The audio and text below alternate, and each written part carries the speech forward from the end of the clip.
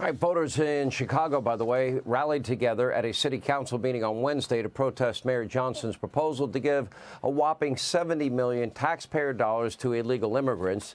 Now, Chicago has already spent millions on the illegals that are wreaking havoc in the city.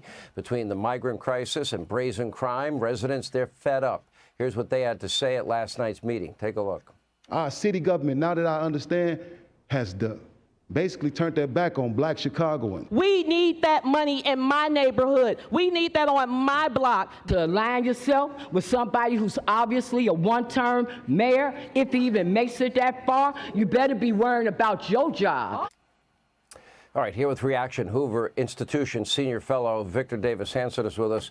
You know, I read your column about what might be in favor of Joe Biden this election season and what might work against him. And as you look at it through the prism, for example, of this town hall, you know, maybe explain it to people.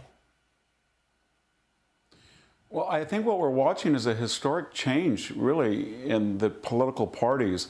This issue of an open border is an elite issue. The elites want it. They think they want 10 million constituents or bodies, basically, for big government and changing congressional districts. But the people don't want it, and they're trying to force it down their throat, just like the transgender issue, just like the climate change, just like the no bail. And the people who suffer are their supposed constituents. For every person that comes across that border, they're going to lose, if it's 10 million, they're going to lose 15 million voters. And they're not aware of it. They think they have a hold on it. But what's happening, Sean, is that those people in that room that are yelling at Mayor Johnson have more in common with people in East Palestine than they do Oprah Winfrey or Barack Obama. And people in East Palestine have more in common with those people in Chicago than they do Jeff Bezos or Mark Zuckerberg or the Bidens. And the same goes true for Mexican-American people in the Central Valley or the Rio Grande Valley. So if you can change that racial obsession and replace it with a shared class interest that says we're interested in our American constituencies. We don't like inflation. We want law and order. We want a border. We don't care about these other issues about banning natural gas. And we don't want 3 bathrooms. We don't care about somebody in Mexico saying they have a right to come into Chicago and get ahead of us in line at a health center. This is a radical change, this idea of class affinities rather than the old tribalism.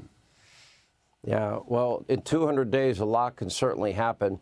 Do you think the trial backfires in New York, the New York trial on Trump, but does it backfire on Democrats?